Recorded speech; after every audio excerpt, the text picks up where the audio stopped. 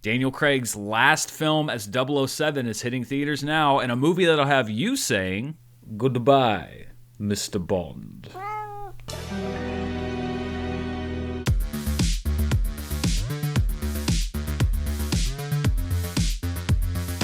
Hello everybody, I'm Dan Murrell here with my review of No Time to Die, the 25th James Bond movie, or at least in the Eon series. I'm a bit of a Bond head, so you're going to see some James Bond references in this review. No Time to Die is directed by Cary Joji Fukunaga, who shares screenplay credit with Neil Purvis and Robert Wade, and Phoebe Waller-Bridge in her first feature screenwriting credit. Due to the pandemic, No Time to Die is also opening 6 years after the last James Bond film, Spectre, back in 2015. That ties the longest gap ever between James Bond films, with License to Kill and GoldenEye, which came out in 1989 and 1995. Daniel Craig is also the longest tenured James Bond. His 15 years consecutively as 007 eclipsed Roger Moore, who spent 12 years in the tux. No Time to Die picks up right after the end of Spectre, which saw James Bond walk away from his life as a secret agent to settle down with Léa Seydoux' Madeleine Swann after defeating his adoptive brother Ernst Stavro Blofeld. And a lot of people thought at the time that this might have been Daniel Craig's swan song. There was a lot of debate about whether he was going to come back, whether there was going to be another James Bond film. Ultimately, it was decided that he would return for this one last ride, as the Fast and the Furious franchise keeps promising us but never quite delivers. Of course, getting out of the spy life isn't quite as easy as boosting a classic Aston Martin out of the Q branch,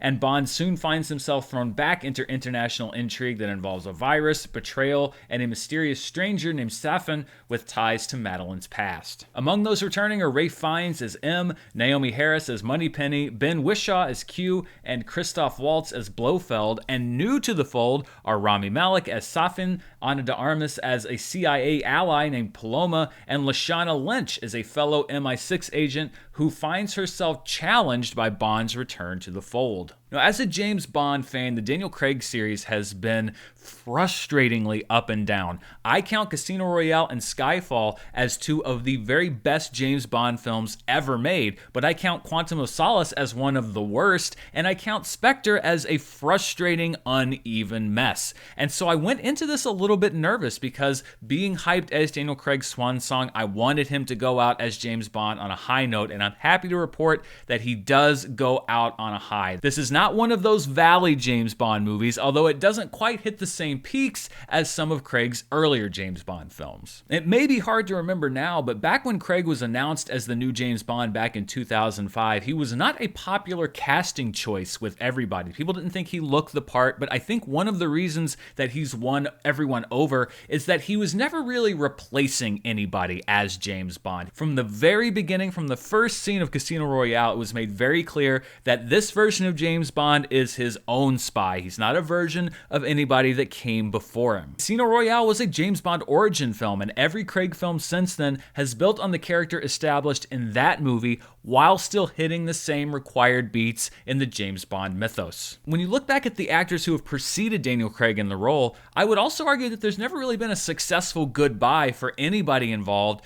with the James Bond role. You had Sean Connery, who left and then came back, but Diamonds Are Forever, his last film, is not one of James Bond's best. Of course, you have the one-off nature of George Lazenby, a really solid James Bond film, but he never really got to follow up that role. Roger Moore visibly aged out of the part by the time he was done with the role, and 1985's View to a Kill was ridiculous, partly because he did not look the part anymore of the super spy. Timothy Dalton's reign was ended by a lawsuit after two mediocrely received films, and Pierce Brosnan had the misfortune of being an old-school Bond in a Jason Bourne world. No Time to Die gives us something that we may not have ever really gotten in a Bond movie: closure.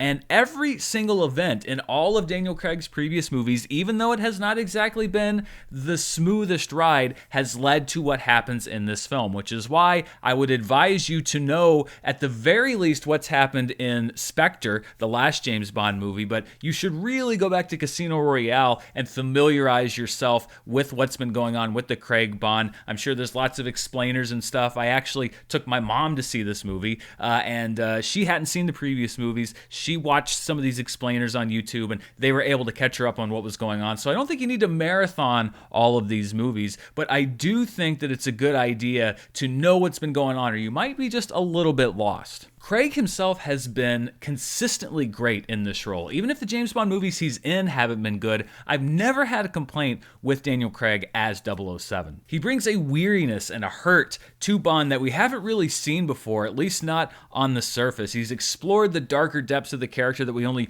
got brief glimpses of from previous actors. We know 007 as the eternal secret agent. He never falters, he never fails, he never retires, he just comes back in a new and improved body. But what these movies have explained and what we're culminating to here are the consequences of being the agent that will never stop. The only reason I wouldn't call this movie a high note for Daniel Craig is that he's put in so many other great performances in James Bond films. I will say that this is up to the par of his best performances in the best films of the franchise. The supporting cast also delivers. Ralph Fiennes as M continues to find himself at the head of a division that's rapidly becoming obsolete.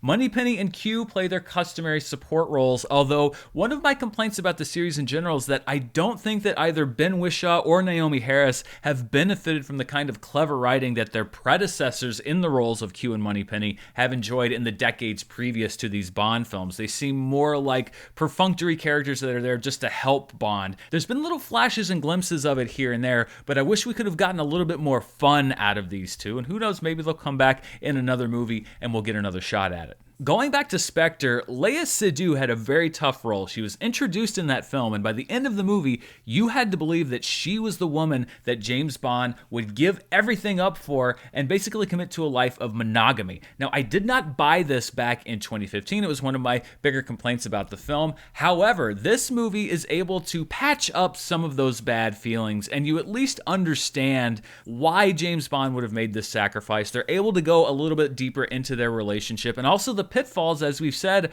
of the gentleman spy getting into this monogamous relationship and essentially retiring. We start to understand what the dangers of that and the fact that you can quit being a spy, but that doesn't always mean that being a spy quits you. We see a lot of these old habits that can't quite die hard with James Bond and how they affect this new relationship. We also meet two new secret agents in this movie, Ana de Armas and Lashana Lynch. While de Armas has less screen time, her scenes with Daniel Craig really sparkle. There's a great energy with it, and it could have been that they were both fresh off of filming Knives Out together. Lashana Lynch has to carry a lot in this film. As I mentioned, she is a part of MI6 who is sort of displaced by James Bond coming back, and she is a more modern agent. She kind of looks down on this old man coming in and trying to encroach on her turf. And that leaves Rami Malek, who is really good in his role as Safin, but because there's so much other stuff going on in the movie and because he stays in the shadows, shrouded in mystery for so long,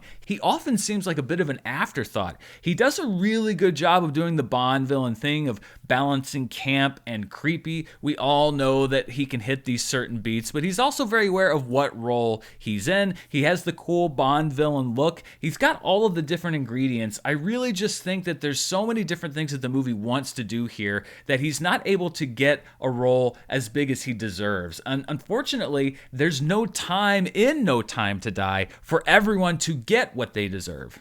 And that's partly because in addition to all these characters, you have everything else that you would expect from a James Bond movie.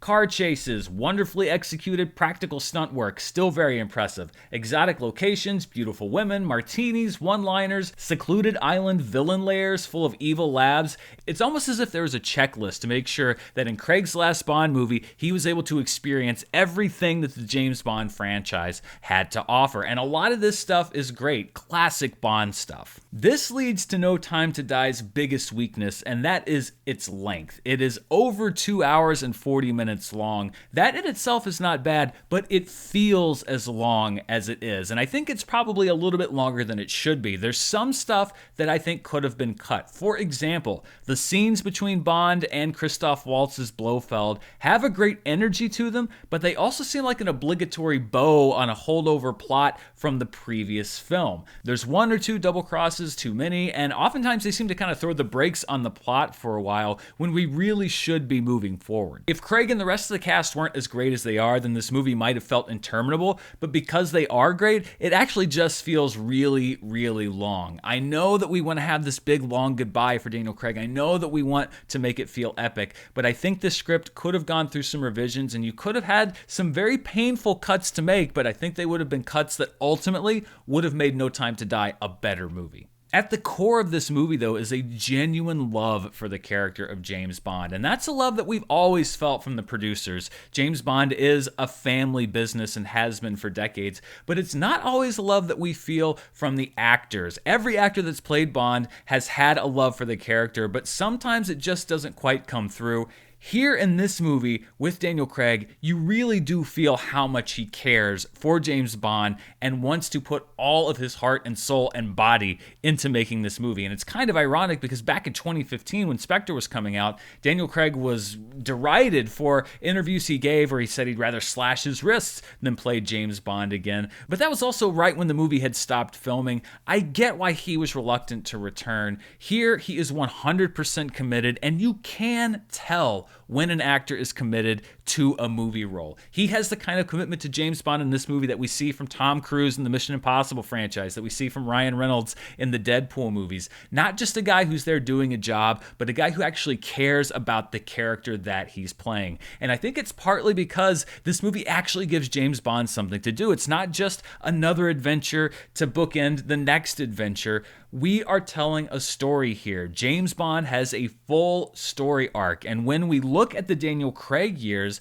they are going to be unique amongst the James Bond films because they are going to be one story from beginning to end. And I think that's why they're really going to grow in estimation over time, because they're going to stand out. It's not just a series of standalone performances and standalone villains. This villain's great, this one's not so great, this plot was great, this one wasn't. These are interconnected in one way or another. Quantum of Solace, of course, being the weak link, that movie feels like the writer's strike compromise that it is. But inside great spy movies, there's also some great storytelling across these 5 films, and this finale feels earned. As for what a post-Craig James Bond is going to look like, the film doesn't really betray any hints as to which way the franchise might go. They could really go any one of several different ways. However, whomever takes over the role of James Bond, whether that's in 3 years or 30 years, I really don't envy them having to follow Daniel Craig, because he has blazed a new trail in what the character of James Bond can be and what the actor playing James Bond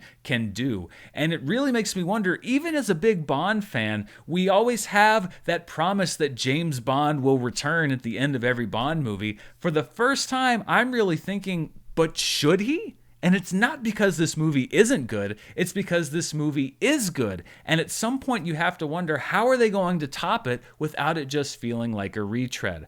Hopefully they'll be able to figure it out. I love James Bond movies. I want to keep seeing James Bond movies if they have good ideas, if they can keep them fresh. But I don't want to just see rehash after rehash because they feel obligated to make these films. Daniel Craig has put an enduring mark on the role and on the franchise. He gets the finale he deserves in No Time to Die, and it gets my recommendation as a movie fan, as a Bond fan. I think you're going to enjoy it. It's a great action movie. It's a great spy thriller. It's got some laughs. It's got some heart. It's got drama. You name it, it's got it. Thank you so much for watching my review here on YouTube. And also don't forget that I have now launched my new podcast channel. You can find this review as well as all of my other reviews on that channel. And in the very near future, Charts with Dan will be released on the podcast channel. Every piece of programming from the channel, including the live show, which will be resuming at some point. We're still working out some stuff with all my movies, but that will also be resuming as an audio podcast before the end of the year. We're still doing a lot of fun new things here, and we'd love to have you join us. So please check out the description below for all of the links to all of the different platforms where you can find the new podcast channel. We'd love to have you join us there as well. And stay tuned here to the channel because I'll still be doing reviews of the big movies coming out. We've got Halloween Kills next week. We have Dune coming up. Last Night in Soho, which I can't wait to see. I'll be reviewing all of those right here. And I'll also be doing a wrap-up of What If Season 1. They just ended that. I'm going to get that together hopefully this week or this weekend and give you my thoughts on all of those episodes. I just did a review for Squid Game on Netflix. I'm always looking for something fun and new and unique to review on the streaming channels. It's just fun talking about movies and TV and all of this stuff, and I'm glad you're here with me. Thank you so much for watching. Please stay safe out there, and I'll see you next time. Bye.